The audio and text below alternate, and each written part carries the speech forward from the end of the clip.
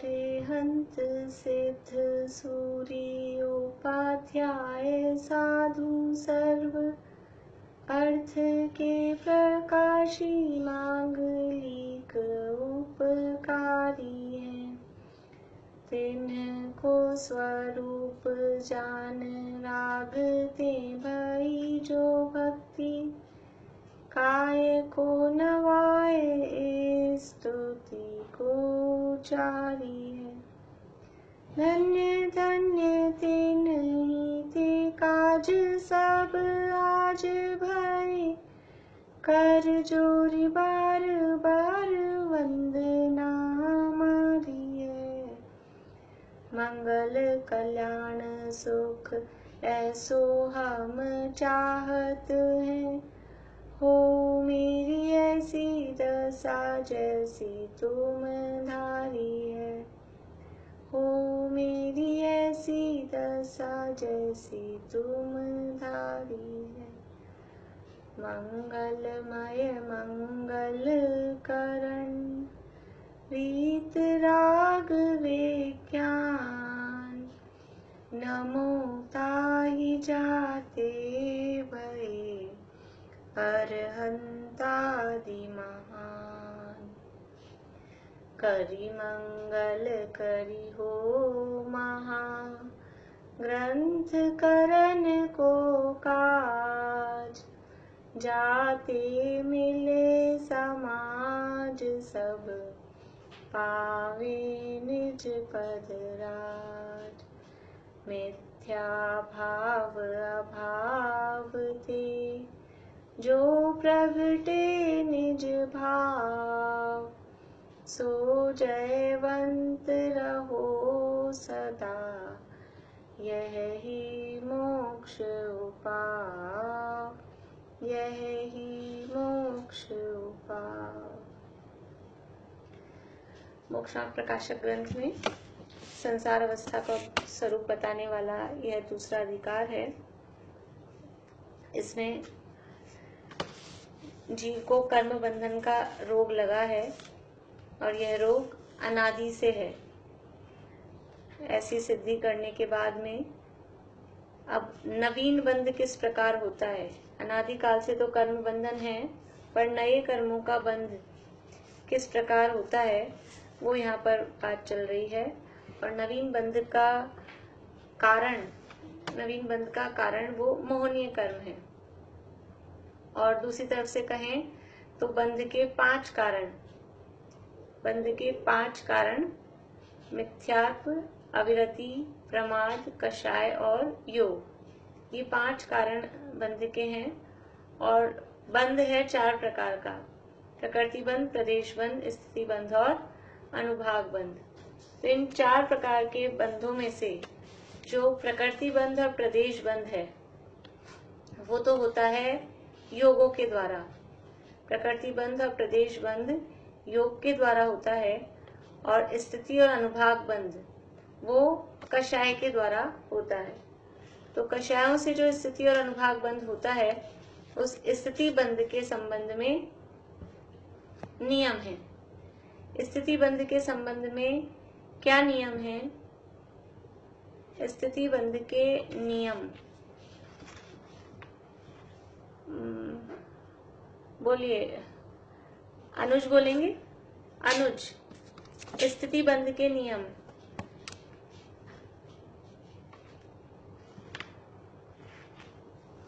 हाँ मैम, नहीं आता मुझे। नहीं, चलिए। बेला हवी।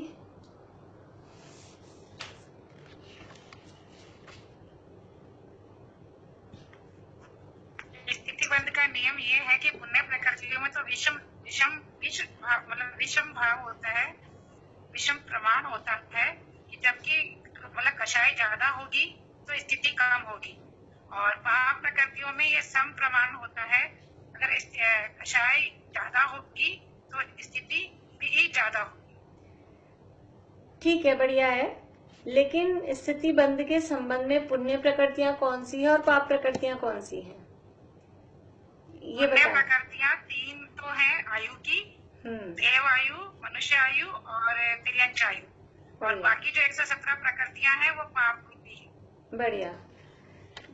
स्थिति बंध के संबंध में 120 में से 3 प्रकृतियां एक तरफ हैं, 3 आयु, और बाकी की 117 प्रकृतियां वो एक तरफ हैं। तो 3 आयु ये पुण्य प्रकृतियों में है स्थिति बंध के संबंध में, और 117 प्रकृतियां हैं वो पाप प्रकृतियों के रूप में है। तो 3 आयु के संबंध में यदि कषाय ज्यादा है तो स्थिति कम बनती है, कषाय कम है तो स्थिति ज्यादा बनती है। और बाकी की 117 प्रकृतियों में कषाय अधिक है तो स्थिति भी अधिक है, कषाय कम है तो स्थिति भी कम है, ऐसा सम प्रमाण होता है। अनुभाग बंध के संबंध में क्या नियम है? अनुभाग बंध के संबंध में नियम बोलिए सुनीता आंटी।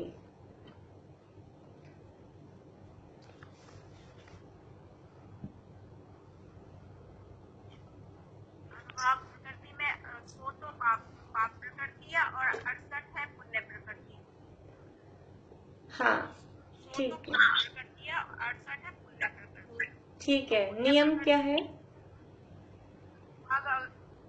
वो पुण्य प्रकृति में अनुभाग ज्यादा है, मतलब उसका अनुभाग ज्यादा है तो उसकी मतलब कम होगा अनुभाग, और उसका अगर कम है तब भी उसका ज्यादा होगा पुण्य प्रकृति में। कषाय बताइए, कषाय कम है तो अनुभाग कैसा होगा पुण्य प्रकृतियों में? कषाय कम, हाँ तो मतलब उसका कम होगा अनुभाग बन।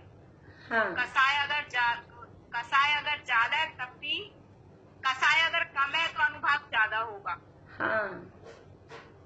और अगर कषाय कम है तो अनुभाग भी कम होगा। चलिए ठीक है। देखिए अपने को सरल तरीका क्या है याद करने का? नियम तो दोनों में एक सा है, नियम तो दोनों में, स्थिति बंध में भी और अनुभाग बंध में भी, दोनों में नियम एक सा है। पुण्य प्रकृतियों में विषम प्रमाण चलेगा, पाप प्रकृतियों में सम प्रमाण चलेगा। दोनों के संबंध में ये नियम है। हमें याद क्या करना है? हमें याद ये करना है कि स्थिति बंध के संबंध में पुण्य प्रकृतियां कौन सी है, पाप प्रकृतियां कौन सी है। संख्या मात्र भी याद कर लेंगे हम, अभी पूरी प्रकृतियों के नाम नहीं भी याद हैं। तो इतना हम ख्याल में रखें कि स्थिति बंध के संबंध में पुण्य प्रकृतियां केवल 3 ही हैं, 3 आयु, बाकी सारी प्रकृतियां पाप रूप हैं। और अनुभाग बंध के संबंध में जो पुण्य पाप प्रकृतियों का विभाजन प्रकृति बंध में देखा था हमने, यानी पहले का जो पढ़ा हुआ है, वही अनुभाग बंध के संबंध में वही प्रकृतियां लागू पड़ती हैं। यानी पुण्य रूप जो प्रकृतियां हैं 148 में से अगर हम देखते हैं तो 68 पुण्य रूप है और 100 पाप रूप है। लेकिन यहाँ क्योंकि बंध योग्य 120 ही होती हैं तो उसमें भी वो फर्क पड़ता है, वो 124 ही बनती है। अभी आप संख्या में मत जाइए, अभी तो इतना समझ लीजिए कि बस स्थिति बंध और अनुभाग बंध में नियम पुण्य पाप प्रकृतियों के संबंध में नियम एक से हैं, लेकिन बस वो प्रकृतियां कौन सी आएंगी वो हमको ख्याल में रखना है। स्थिति बंध के संबंध में प्रकृतियां 3 आयु और 117, वो ऐसा इस तरह का 2 विभाजन है। और अनुभाग बंध के संबंध में 68 प्रकृतियां पुण्य रूप और 100 प्रकृतियां पाप रूप, इस टाइप का नियम है। देखिए अनुभाग बंध में पुण्य प्रकृतियों को समझे हम, जैसे एसी में क्या होता है? एसी में यदि हम टेम्परेचर बढ़ाते हैं, टेम्परेचर बढ़ाया तो क्या होती है? ठंडक कम होती है। एसी में टेम्परेचर हमने, यानी टेम्परेचर 20 था, 20 से हमने 22 किया, तो 20 से टेम्परेचर को हमने 22 किया तो क्या होगा? ठंडक कम होगी। टेम्परेचर बढ़ रहा है तो ठंडक कम होगी। और टेम्परेचर कम किया, 20 से हमने 17 कर दिया तो क्या होगा? ठंडक बढ़ेगी। ऐसे ही पुण्य प्रकृतियों में विषम प्रमाण चल रहा है कि कषायें बढ़ रही हैं तो स्थिति और अनुभाग कम हो रहे हैं, और कषायें कम हो रही है तो स्थिति और अनुभाग बढ़ रहे हैं। ये पुण्य प्रकृतियों में ऐसा होता है। और पाप प्रकृतियों का कैसा है? पाप प्रकृतियों का हिसाब है पंखे के रेगुलेटर के जैसा, कि वो रेगुलेटर में अपन 1 पे चलाएंगे, 1 किया है, 1 मतलब कम है तो हवा कम आएगी, उसको 5 पे कर देंगे, बढ़ा दिया है उसकी संख्या को, तो हवा भी बढ़ जाएगी। पाप प्रकृतियों में सम प्रमाण चलेगा और पुण्य प्रकृतियों में विषम प्रमाण चलेगा। बस इतना सा ध्यान रखना है। पाप प्रकृतियों में सम का मतलब है इधर बढ़ा तो इधर भी बढ़ा, इधर कम है तो इधर भी कम है, ये हुआ सम। और विषम का क्या मतलब है, इधर बढ़ता है तो इधर कम होता है, इधर कम होता है तो इधर बढ़ता है। ये तो नियम हो गया। अब बस ख्याल में क्या रखना है कि प्रकृतियां स्थिति बंध में कौन सी लेनी है और अनुभाग बंध में कौन सी लेनी है, इतना हमको थोड़ा सा ख्याल रखना है। मेरे ख्याल से 2-4 दिन हो गए हैं, कुछ कुछ काफी याद हो गया होगा, हो जाएगा नहीं बाकी धीरे धीरे। अभी 1-2 प्रकृतियों से का मैं आपसे पूछती हूँ। मनुष्य गति में स्थिति और अनुभाग कषायों के आधार पर, कषाय बढ़ रही है घट रही है, तो किस तरह की स्थिति और अनुभाग पड़ेगी मनुष्य गति में? सुशीला आंटी आप बोलेंगे? सुशीला आंटी,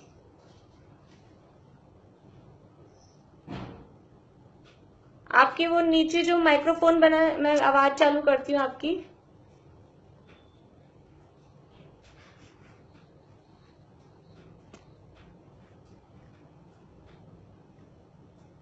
कहाँ गया नाम ही?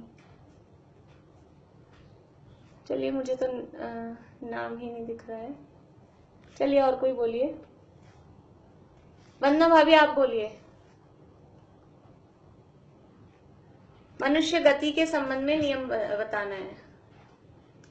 मनुष्य गति शुभ गति है, शुभ प्रकृति है, तो उसमें सम प्रमाण होगा कि कषाय अधिक होगी तो स्थिति भी अधिक होगी और अनुभाग भी अधिक, और कषाय अधिक है तो कषाय अधिक है तो स्थिति भी अधिक होगी और अनुभाग भी अधिक होगा, और कषाय कम है तो स्थिति अधिक होगी, कषाय कम है तो स्थिति भी कम होगी और अनुभाग भी। प्रीति क्या सही है ये? दोबारा बोलूं मैं? उल्टा हो गया वंदना भाभी। आपने प्रकृति तो सही पकड़ी, वो पुण्य प्रकृति है, लेकिन नियम उल्टा हो गया। नियम सही है, प्रकृति तो पुण्य है, मनुष्य गति शुभ प्रकृति है। हाँ, तो इस कषाय ज्यादा होगी, हाँ, तो उसका अनुभाग कम होगा। हाँ, वो स्थिति अधिक, स्थिति कषाय अधिक होगी तो स्थिति अधिक होगी, कषाय कम होगी तो स्थिति भी कम। हाँ, देखिए, और अनुभाग में भी, हाँ देखिए, कंफ्यूजन। हाँ, मैं बताती हूँ देखिए। हाँ, म्यूट हो जाइए। देखिए, मनुष्य गति स्थिति वाले ग्रुप में किस में जाएगी मनुष्य गति?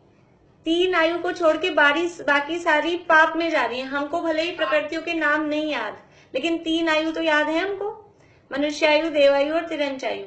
मनुष्य गति इन तीनों में से कोई भी नहीं है, इसका मतलब है वो पाप वाले ग्रुप में जाएगी। तो स्थिति के संबंध में मनुष्य गति पाप प्रकृति है। स्थिति के संबंध में मनुष्य गति पाप प्रकृति है, तो कषाय स्थिति में कषाय ज्यादा होने पर मनुष्य गति की स्थिति भी ज्यादा होगी, कषाय कम होने पर मनुष्य गति की स्थिति कम होगी। ठीक है, लेकिन अनुभाग के संबंध में मनुष्य गति पुण्य प्रकृति में जाएगी। अनुभाग वाला जो हमारा समझ लीजिए ग्रुप है, उसमें मनुष्य गति वो पुण्य प्रकृति है, तो उसमें विषम प्रमाण चलेगा। कषाय अधिक होने पर अनुभाग कम होगा, कषाय कम होने पर अनुभाग ज्यादा होगा। समझ में आया? मनुष्य गति है, वो मनुष्य गति किस ग्रुप में, स्थिति के संबंध में किस ग्रुप में है, अनुभाग के संबंध में किस ग्रुप में है, ऐसा हमको ध्यान रखना पड़ेगा। एक और लेते हैं, अवधि ज्ञानावरण के संबंध में स्थिति और अनुभाग का नियम बताना है। अवधि ज्ञानावरण के संबंध में ममता भाभी।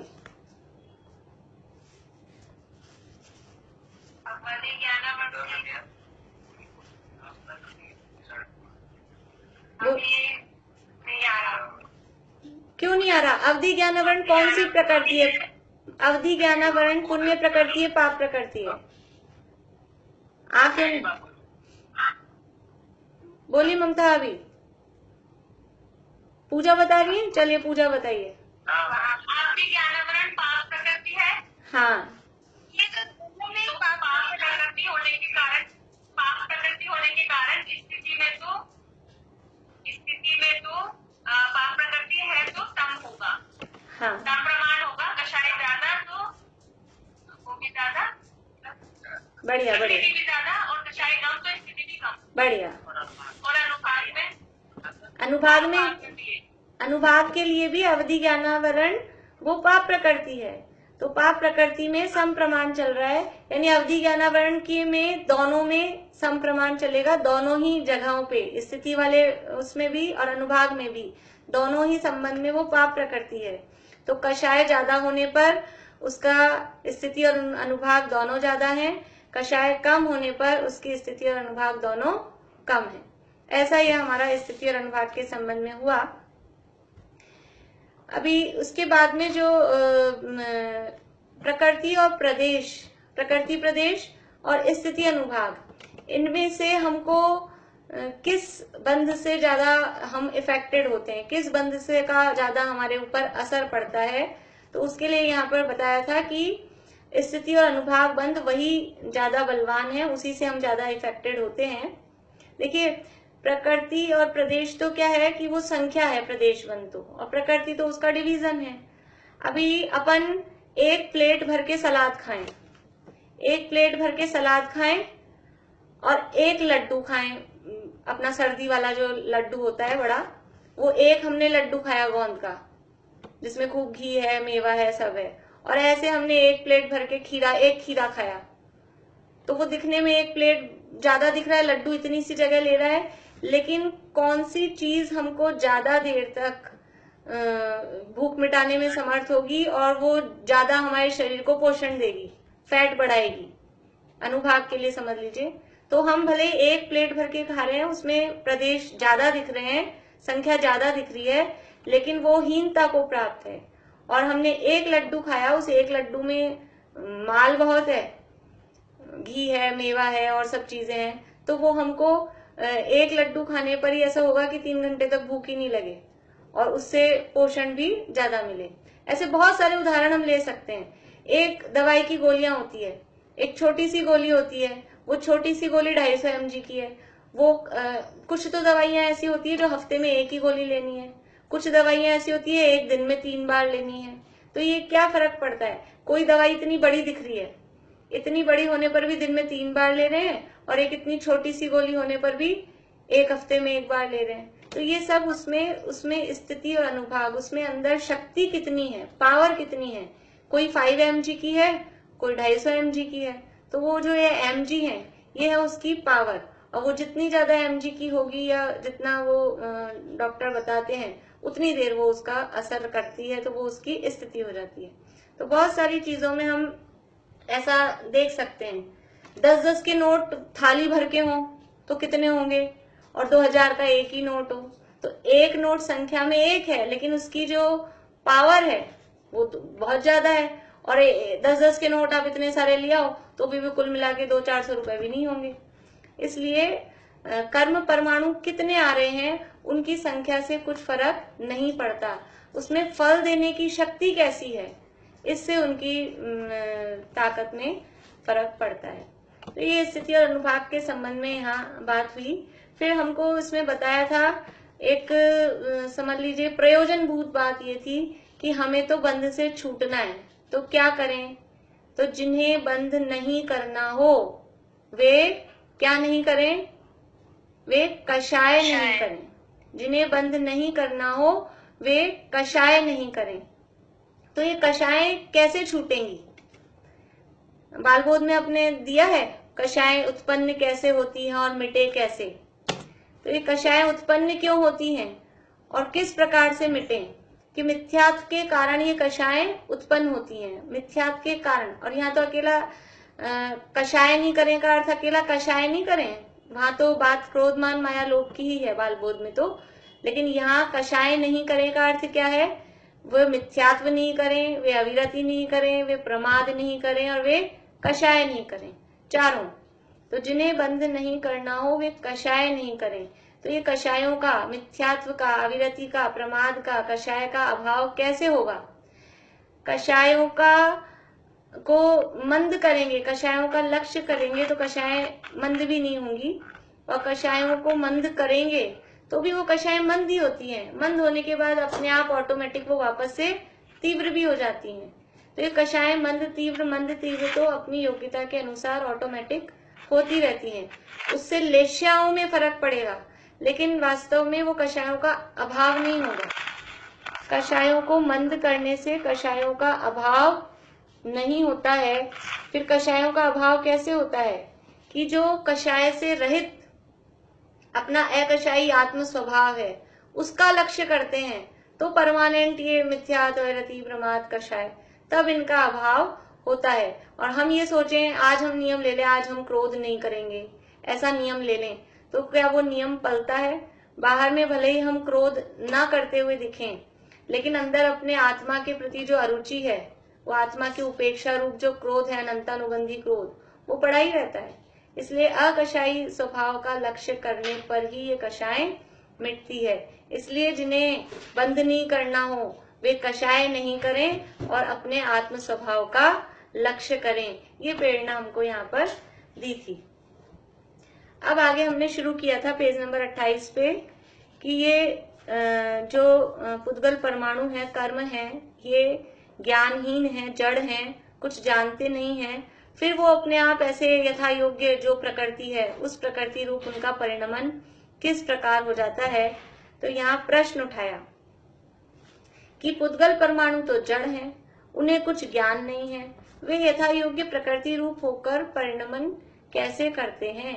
कर्मों को कैसे पता लग जाता है कि मुझे इतना तो ज्ञानावरण में जाना है, इतना दर्शनावरण में जाना है, इतनी स्थिति बननी है, इतना अनुभाग बनना है, ये उनको कैसे पता लग जाता है? तो उसके लिए यहाँ उदाहरण दिया कि जिस प्रकार हम भूख लगने पर भोजन करते हैं, तो वो भोजन अपने आप ही भोजन करने के बाद वो ऑटोमेटिकली 7 धातु रूप उसका परिणमन होता है। कोई भी चीज हम खाते हैं तो उसको पता होता है मुझे इसमें हड्डी में ताकत बनानी है, मुझे बालों में जाना है, मुझे नाखूनों को पोषण देना है, कि मुझे आंखों को पोषण देना है। ऐसा उनको कुछ भी ज्ञान नहीं। भोजन भी तो अजीब जड़ अचेतन है, जिस प्रकार उसको कुछ ज्ञान नहीं है, उसी प्रकार यहाँ जैसे वो सारा काम ऑटोमेटिकली अपने आप होता है, वैसे ही यहाँ कर्मों की भी सारी व्यवस्था ये फुल्ली ऑटोमेटिक, बिल्कुल ऑटोमेटिक व्यवस्था है। और ऑटोमेटिक व्यवस्था में कुछ गड़बड़ होने की चांसेस नहीं रहती। जो मैनुअल चीजें होती है, अपने हाथ से करने की होती हैं, उसमें तो कहीं ना कहीं बेईमानी और गड़बड़ हो सकती है।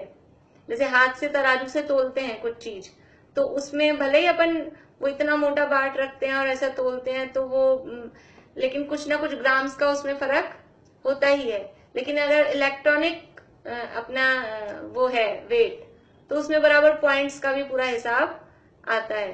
तो जो ऑटोमेटिक चीज है, ऑटोमेटिक चीज में गड़बड़ नहीं होती। ये कर्मों की भी सारी व्यवस्था ऑटोमेटिक है। जैसे ही जीव के परिणाम हुए और जैसे ही परिणाम हुए, अपन तो सोचे, मान लीजिए कोई विचार आ गया, कुछ गलत गंदा हिंसा का विचार आ गया, और हिंसा का विचार आते ही अगले ही क्षण हम सोचे नहीं ये कोई विचार आ गया, हमारे करने योग्य विचार नहीं है, ऐसा विचार हमें नहीं करना चाहिए। लेकिन जैसे ही वो विचार आया था ना पहले, वैसे ही एक बार तो वो कर्म आके बराबर सारी कार्यक्रम उनका हो गया, प्रकृति, प्रदेश, स्थिति और अनुभाग। अब फिर बाद में हम कितने अपने विचार बदलते हैं, तो उन विचारों के बदलने के हिसाब से उन कर्मों में जो भी फेरबदल होनी हो वो होती है।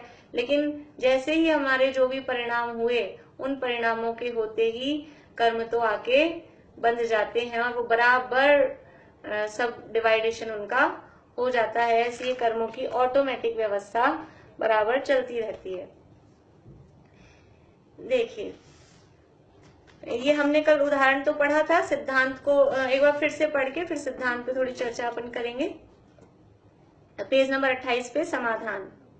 जैसे भूख होने पर मुख द्वारा ग्रहण किया हुआ भोजन रूप पुद्गल पिंड मांस, शुक्र, शोणित आदि धातु रूप परिणमित होता है, तथा उस भोजन के परमाणुओं में यथा योग्य किसी प्रकृति रूप थोड़े और किसी प्रकृति रूप बहुत परमाणु होते हैं, तथा उनमें कई परमाणुओं का संबंध बहुत काल रहता है, कईयों का थोड़े काल रहता है, तथा उन परमाणुओं में कई तो अपने कार्य को उत्पन्न करने की बहुत शक्ति रखते हैं, कई थोड़ी शक्ति रखते हैं।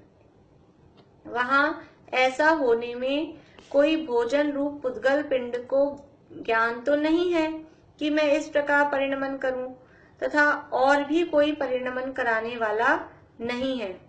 ऐसा ही निमित्त नैमित्तिक भाव हो रहा है, उससे वैसे ही परिणमन पाया जाता है। निमित्त नैमित्तिक भाव, निमित्त नैमित्तिक किसे कहते हैं? निमित्त किसे कहते हैं? हमने एक दिन पढ़ा था, निमित्त किसे कहते हैं? कौन बताएंगे? बोलिए निशा आंटी।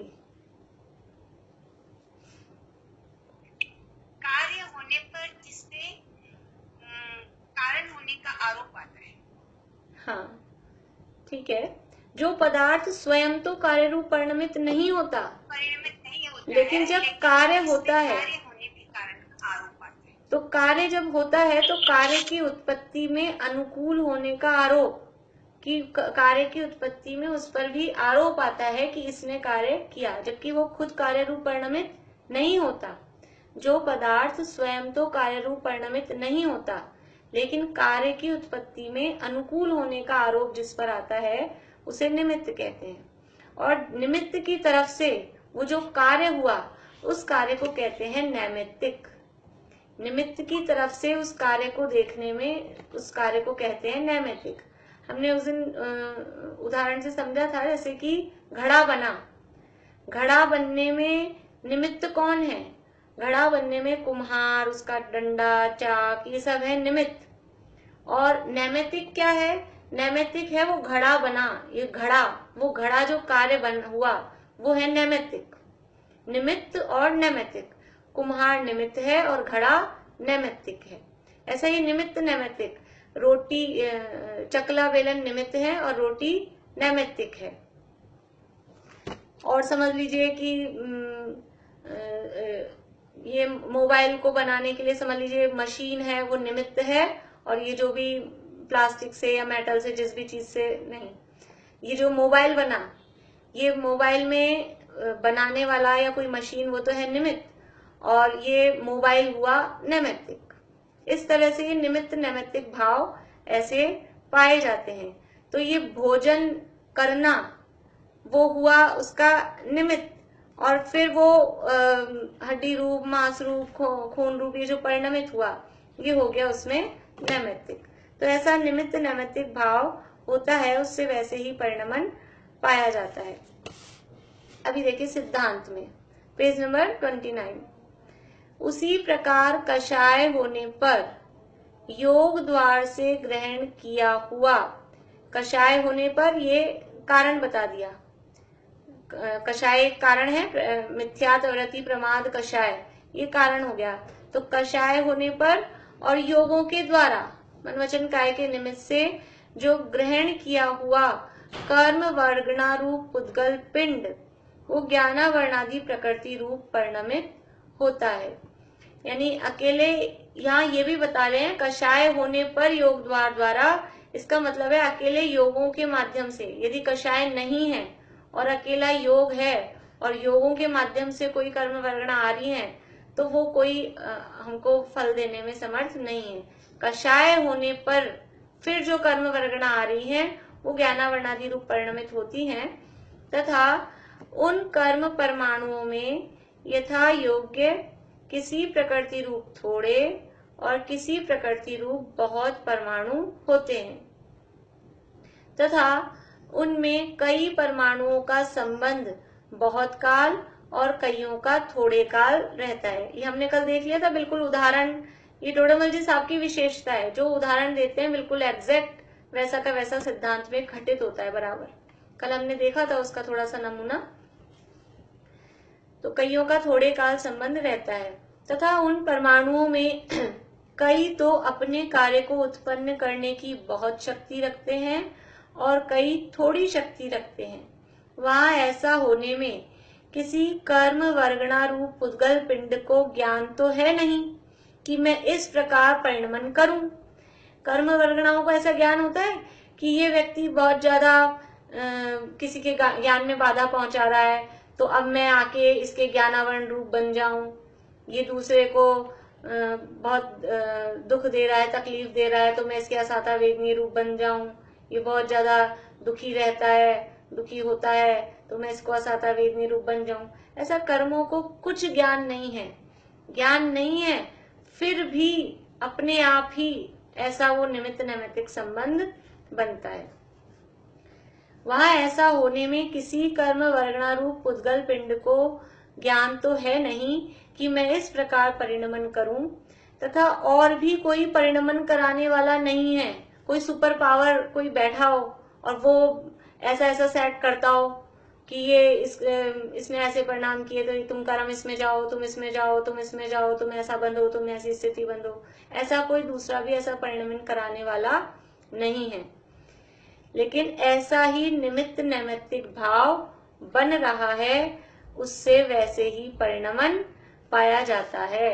ये ऐसा ही निमित्त नैमित्तिक भाव बन रहा है कि जीव ने किए इधर मोहराग देश के परिणाम और योगों के माध्यम से वो कर्म आते हैं, और जैसे परिणाम किए उस परिणामों के अनुसार उसमें स्थिति और अनुभाग कषाय, यदि जैसे परिणाम किए हैं कषाय अधिक है तो जो भी प्रकृतियां बंध रही हैं उनके हिसाब से स्थिति कम या ज्यादा, और अनुभाग भी कम और ज्यादा उसके हिसाब से बराबर ऑटोमेटिक अपने आप ही होता है। मतलब दुनिया में इस तरह के ऐसे निमित्त नैमित्तिक संबंध बहुत हैं। हम अपना ये चलाते हैं अभी जूम पे क्लास, तो हम उस लिंक को दबाते हैं, हम उस लिंक को दबाते हैं तो हमारी क्लास चालू हो जाती है। यही वाली क्लास चालू होती है। दुनिया में और बहुत सारी जूम पे अभी क्लासेस चल रही हैं, जो भी कोई आराम पाठशाला की है और भी है, कोई स्कूल की है किसी की। तो हम इस वाले लिंक को क्लिक करते हैं तो हमारी ही क्लास क्यों चलती है? ऐसे उसको पता होता है लिंक को, इस मोबाइल में जो अपने पास मैसेज आया हुआ है उसको पता होता है कि अब ये व्यक्ति इसको दबाएगा तो मुझे ये वाली क्लास चालू करनी है। मोक्षण प्रकाशक की लिंक को दबाते हैं तो मोक्षण प्रकाशक की क्लास चालू होती है, छड़ाला की लिंक को दबाते हैं तो छड़ाला की क्लास चालू होती है। ये ऐसा कैसे होता है?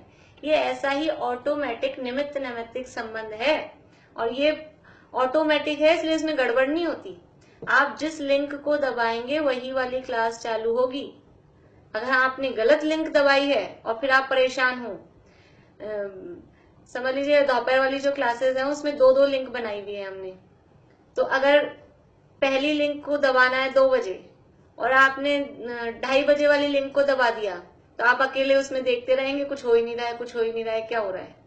तो ये ऐसा निमित्त नैमित्तिक संबंध है कि 2 बजे जिस लिंक को हमको दबाना है वो 2 बजे उसको क्लिक करेंगे तो वही वाली चलेगी।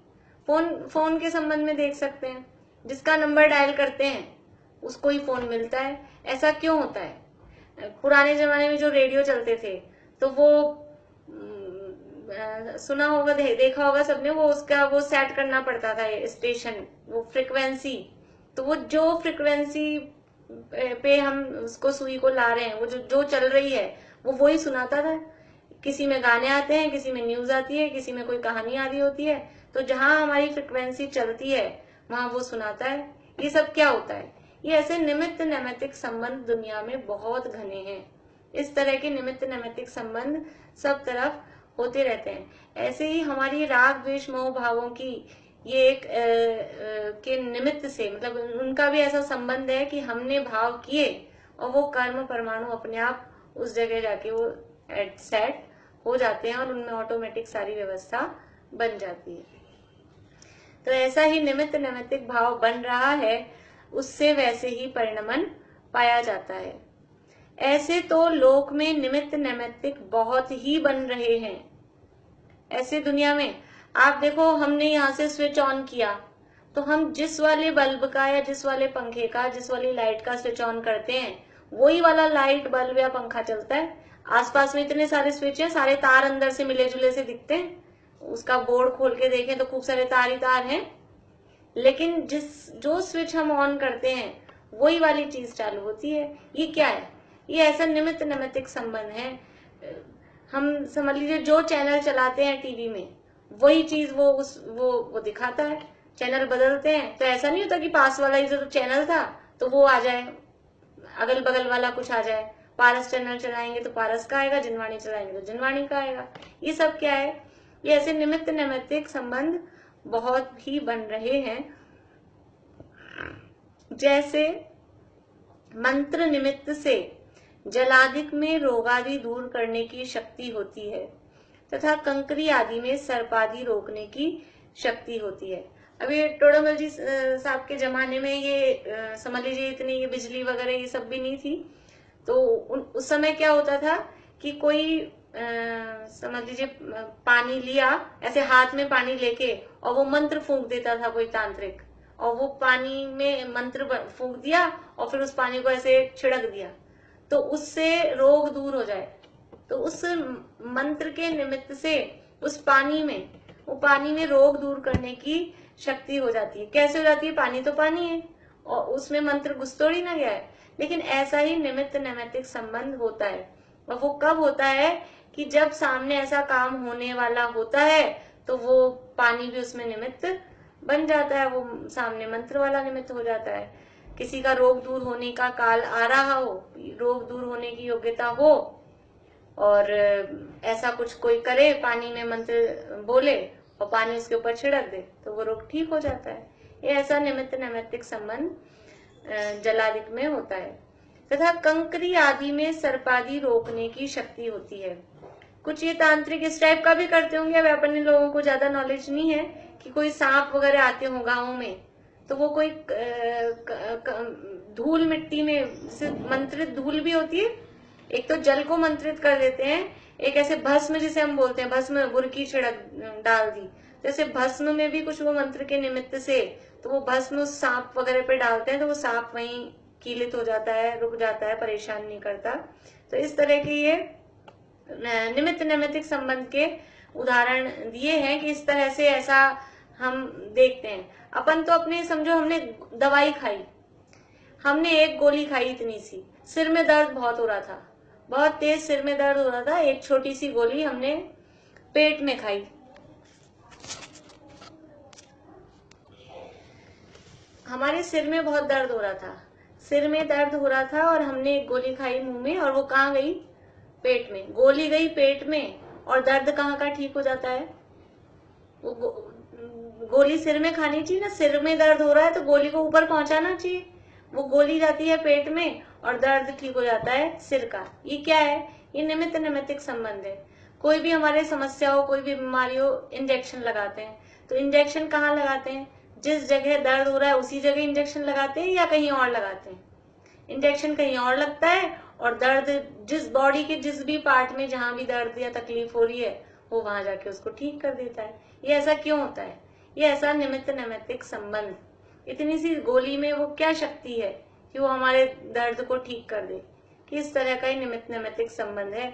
जिसका दर्द ठीक होने की साता का जिसका उदय आता है, दर्द ठीक होने की योग्यता होती है, उसको वो गोली असर कर जाती है। और जिसके साता का उदय नहीं आया, अभी उसकी दर्द ठीक होने की योग्यता नहीं आई, तो वो गोलियां खाते हैं फिर भी उनकी तकलीफ दूर नहीं होती है, तकलीफ बनी रहती है। तो ये ऐसा निमित्त नैमित्तिक संबंध है। लेकिन जब भी वो तकलीफ ठीक होने का योग आता है तो कोई ना कोई दवा वगैरह उसमें निमित्त होती है। ऐसा ये निमित्त नैमित्तिक संबंध दुनिया में बहुत देखे जाते हैं।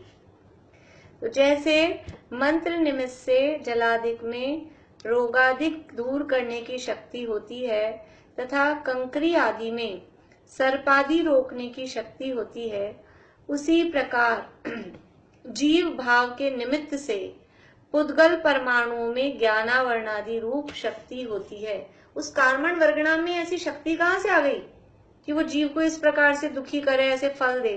तो ये हमारे भावों के निमित्त से। वास्तव में उस कार्बन वर्गणा में ऐसी कोई ताकत नहीं है, जब वो कार्बन वर्गणा रूप है, कि वो हमें दुखी कर सके। लेकिन हमारे ही मोह राग द्वेष जो भाव हैं, उन भावों के निमित्त से उनमें ऐसी वो अनुभाग शक्ति पैदा हो जाती है कि वो हमको दुख देने में निमित्त बन जाते हैं। तो उसी प्रकार जीव भाव के निमित्त से पुद्गल परमाणुओं में ज्ञानावरणादि रूप शक्ति होती है।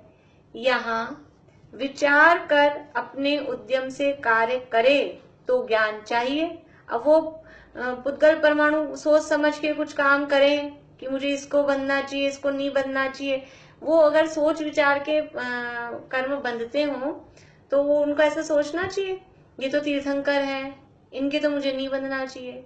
तीर्थंकर भी जो हैं, जब तक गृहस्थ अवस्था छोड़ी, जब तक भी केवल ज्ञान नहीं हुआ है तब तक भी, और घर गृहस्थी में है तब, घर गृहस्थी का समझ लीजिए, वो जल्दी समझ में आ जाएगा, उनको भी कर्म बंधते होंगे कि नहीं बंधते होंगे। हमने एक नियम देखा था, प्रति समय हमारे भावों के निमित्त से 7 कर्म तो हर समय बंध ही रहे हैं। तो वो तीर्थंकर बाल तीर्थंकर हैं, अभी उनका जन्म हुआ है, जन्म कल्याणक मना के चुके हैं, अब उनको तो नहीं बनते होंगे ना पाप वाले कर्म, ज्ञानावरण, दर्शनावरण, अंतराय, उनको तो नहीं बनते होंगे। तीर्थंकर हैं वो भले ही तीर्थंकर हों और ये कर्म पाप रूप हैं तो भी वो तो हर समय बंधते ही हैं। वो ऐसा कोई भेदभाव, ऐसा विचार नहीं करते कि ये तो तीर्थंकर हैं और ये बहुत पापी है, ये निगोदिया है, इसको तो बंधो और तीर्थंकर को मत बंधो। वो तो हम भावों के निमित्त से जो जैसा जब भाव कर रहे हैं, कषाय आदि के जो परिणाम हो रहे हैं, उन भावों के निमित्त से वो अपने आप ही आकर बंध जाते हैं। इसलिए कहा यहाँ विचार कर अपने उद्यम से कार्य करे तो ज्ञान चाहिए, परंतु वैसा निमित्त बनने पर स्वयमेव वैसे परिणमन हो तो वहां ज्ञान का कुछ प्रयोजन नहीं है। कोई विचार करके वो काम करते हो ऐसा तो है नहीं, वो तो जैसा निमित्त मिलता है और वैसे उस रूप से वो परिणमित हो जाते हैं। वहां पे उनके लिए उनको ज्ञान होना चाहिए, ऐसा ज्ञान का कुछ प्रयोजन नहीं है। इस प्रकार नवीन बंध होने का विधान जानना। ये जो सारी बातें चल रही थी ना, ये नवीन बंध की, ऊपर पहले पीछे हेडिंग दिया था नवीन बंध विचार। तो पहले मोहनीय कर्म को कारण बताया, फिर वो स्थिति और अनुभाग बंध की बात, कषाय से स्थिति और अनुभाग बंद हो रहा है और योगों से प्रकृति और प्रदेश बंद हो रहा है। ये सारा जो प्रकरण चल रहा है ये इसी के अंतर्गत चल रहा था, नवीन बंध विचार कि जो नया बंध हो रहा है तो वो पहले कैसे, किस कर्म के मुख्य रूप से, किस कर्म के उदय से हो रहा है और फिर उसमें होता क्या है, सिस्टम क्या है कर्मों का। तो कर्म सबसे पहले जीव के परिणामों के निमित्त से आते हैं, फिर उनमें वो सत्ता में रहते हैं, उनमें अबाधा पड़ती है और वो स्थिति भी उसी समय पड़ जाती है। कर्म के प्रकृतियां आती, परमाणु आते हैं, वो प्रकृति में डिवाइड होते हैं और हमारे परिणामों के निमित्त से उनमें स्थिति और अनुभाग पड़ता है। फिर वो अबाधा काल जब तक है तब तक वो कुछ परेशान नहीं करते और उसके बाद में वो उदय में आते हैं। ऐसी सारी बात ये यहाँ पर बताई है। अभी आप लोगों को कुछ पूछना है किसी को?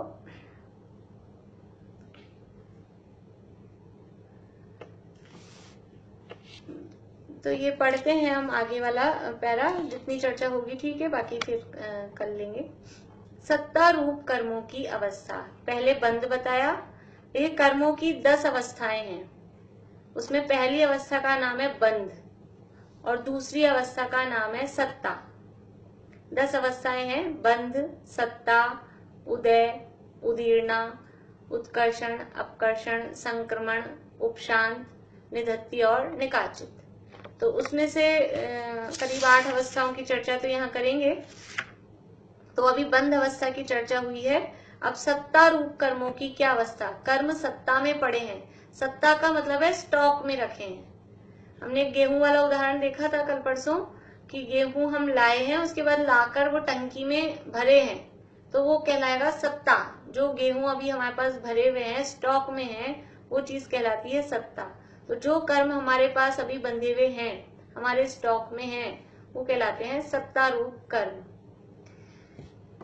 अब जो परमाणु कर्म रूप परिणमित हुए हैं, उनका जब तक उदय काल न आए तब तक जीव के प्रदेशों से एक क्षेत्रावगाह रूप बंधन रहता है।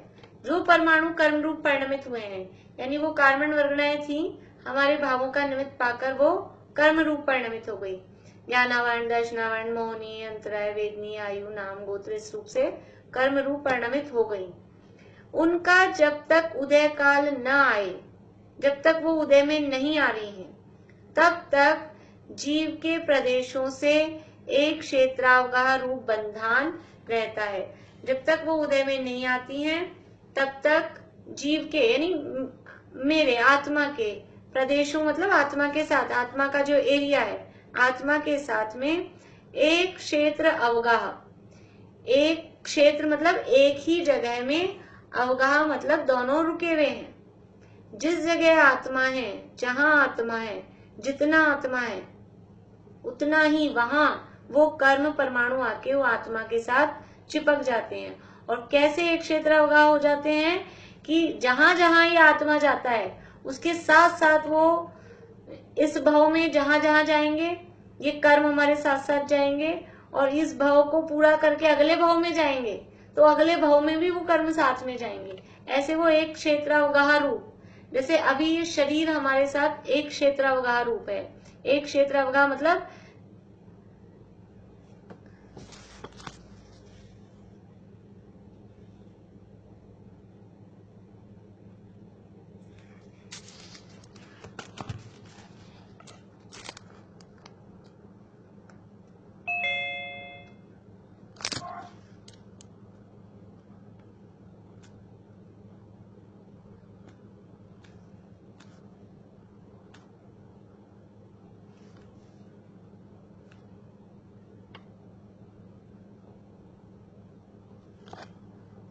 थोड़ा वो नेट की प्रॉब्लम हो गई थी। आवाज आ रही है ना आप लोगों को? ठीक है। एक क्षेत्रावगाह का मतलब है एक ही जगह में दोनों का होना। दो अलग अलग द्रव्य हैं पर दो अलग अलग द्रव्यों का एक ही जगह में होना, वो कहलाता है एक क्षेत्र अवगाह। जैसे कि जहां दूध है वहीं पानी होता है। दूध में पानी मिला हुआ होता है, ऊपर से पानी मिलाया हो वो भी भले ही पानी माने, या जो ओरिजिनल दूध है, प्योर दूध है, उसमें भी पानी मिला हुआ होता है। लेकिन वो दोनों कैसे होते हैं? बिल्कुल एक में एक होते हैं। उसको ऐसे ही ये जहां शरीर है वहीं आत्मा है, जहां आत्मा है वहीं शरीर है। ये दोनों है एक क्षेत्र अवगाह, एक ही जगह पर रहना, रुकना, वो कहलाएगा एक क्षेत्र अवगाह।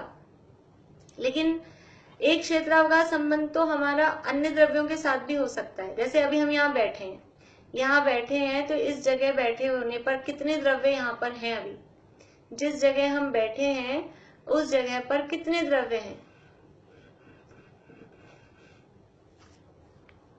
बोलिए आभा आंटी, आभा आंटी बोलिए। 6 द्रव्य है यहाँ पे, 6 द्रव्य हैं बराबर। जहां हम बैठे हैं मैं जीव हूं और ये शरीर पुद्गल है ही, और धर्म अधर्म आकाश द्रव्य पूरे लोक में सब जगह व्याप्त हैं, तो यहाँ पर भी हैं, और कालाणु भी हर जगह लोकाकाश में हर जगह फैले हुए हैं, तो काल द्रव्य भी है। तो अभी यहाँ 6 द्रव्य एक क्षेत्र अवगाह रूप है। जिस जगह धर्म द्रव्य है उसी जगह अधर्म द्रव्य है, उसी जगह मैं जीव द्रव्य हूँ, उसी जगह शरीर पुद्गल है, सब एक जगह है। तो ये भी एक क्षेत्र अवगाह है। लेकिन क्या होता है कि जब अभी क्लास पूरी हो जाएगी तो हम उठ जाएंगे, तो हम उठ के दूसरी जगह गए, तो वो जो यहाँ इस जगह जो आकाश काल धर्म अधर्म द्रव्य थे वो भी हमारे साथ उठ के चले जाएंगे क्या? हम यहाँ से उठेंगे और हम दूसरे कमरे में जाएंगे, तो हमारे साथ में यहाँ का आकाश काल धर्म अधर्म द्रव्य भी उठ के दूसरे कमरे में जाएंगे? नहीं जाएंगे, वो यहाँ के यही है। तो उनके साथ अभी हमारा ऐसा एक क्षेत्र अवगाह संबंध, वो भी कहने को एक क्षेत्र में है लेकिन एक क्षेत्र अवगाह संबंध नहीं है। तो एक क्षेत्र अवगाह संबंध किसके साथ है? वो समझ लीजिए एक क्षेत्र अवगाह संबंध, और उसके साथ एक शब्द और कहते हैं संश्लिष्ट संबंध है। कि अगर अब हम यहाँ से उठ के दूसरे कमरे में जाएंगे तो ये ऐसा होगा कि जैसे धर्म अधर्म आकाश काल द्रव्य यहाँ के यहाँ रह गए, ऐसे ये जो पुद्गल है ये शरीर यहाँ रह जाए और मैं उठ के दूसरे कमरे में चली जाऊं। ऐसा हो जाएगा? ऐसा नहीं होगा। इस शरीर और आत्मा का एक क्षेत्रावगाह संश्लेष संबंध है। संश्लेष संबंध है मतलब जहां ये शरीर जाएगा वहां आत्मा जाएगी, जहां आत्मा जाएगा वहां ये शरीर जाएगा। ऐसा नहीं हो सकता है कि जैसे हम कोई चीज, अपना मोबाइल कभी घर पे भूल जाएं, कभी चाबी भूल जाएं, कभी किताब भूल जाएं और ऐसे ही मंदिर आ जाएं। तो ऐसे कभी हम शरीर घर पे रह गया और हम मंदिर आ गए, ऐसा कभी नहीं होता है। तो जहां जहां जीव जाता है वहां वहां ये शरीर जाता है, शरीर के साथ ही जीव और जीव के साथ ही शरीर, ये अभी इस भव में पूरा साथ में रह रहा है। तो इसे बोलते हैं एक क्षेत्रावगाह संश्लेष संबंध। और इससे भी एक कदम आगे कर्मों का संबंध कैसा है? ये शरीर तो इस भव में साथ रह रहा है, लेकिन कर्म तो अगले भव में भी अनादिकाल से परंपरा से हमारे साथ हैं और अगले भव में भी हमारे साथ साथ जाते हैं।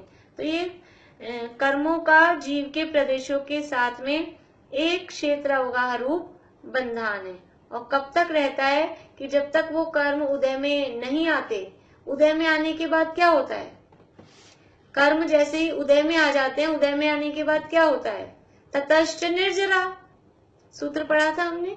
कर्म फल देकर उदय में आते हैं और उदय में आने के बाद में उनकी निर्जरा हो जाती है, मतलब फिर वो खत्म हो जाते हैं। तो ये कर्म जो आत्मा के साथ बंधे हैं, उनका संबंध कब तक रहता है?